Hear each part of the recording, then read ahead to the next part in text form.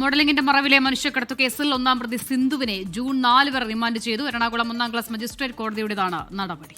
An Maria സണ്ണിയാണ് അതിന്റെ കൂടുതൽ വിശദാംശങ്ങളുമായി കൊച്ചിയിൽ നിന്ന് ചേരുന്നത്. ആൻ, നേരത്തെ തന്നെ ഇവരുടെ പങ്ക്, സിന്ധുവിന്റെയും അലീനയുടെ ഒക്കെ പങ്ക് കൃത്യമായി ഈ കേസിൽ വ്യക്തമായതാണ്. ഇതിലിപ്പോൾ നടപടി കോടതിയിൽ നിന്നുണ്ടായിരിക്കുന്നു, റിമാൻഡ് ചെയ്തിരിക്കുന്നു സിന്ധുവിനെ.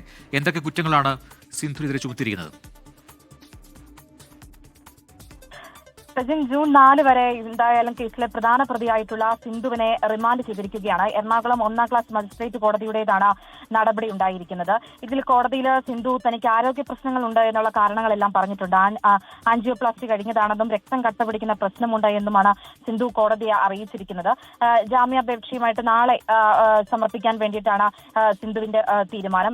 നാളെ കോടതിയിൽ സമർപ്പിക്കുമെന്നും അറിയിച്ചിട്ടുണ്ട്.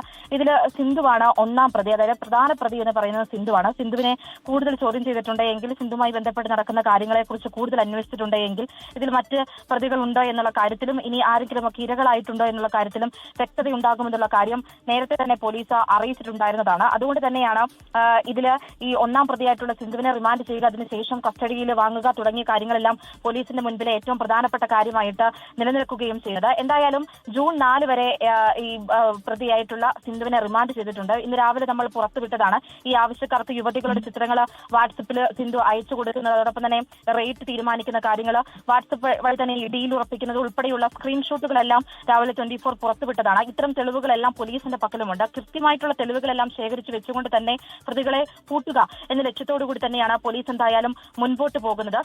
കേസിൽ നിലവിൽ പിടിയിലായിരിക്കുന്ന 3 പ്രതികളും ഇപ്പോൾ റിമാൻഡിൽ തുടരുകയാണ്. ശരി, ആൻ മരിയ സണ്ണിയാണ് കൊച്ചിയിൽ നിന്ന് വിശദാംശങ്ങൾ നൽകിയത്.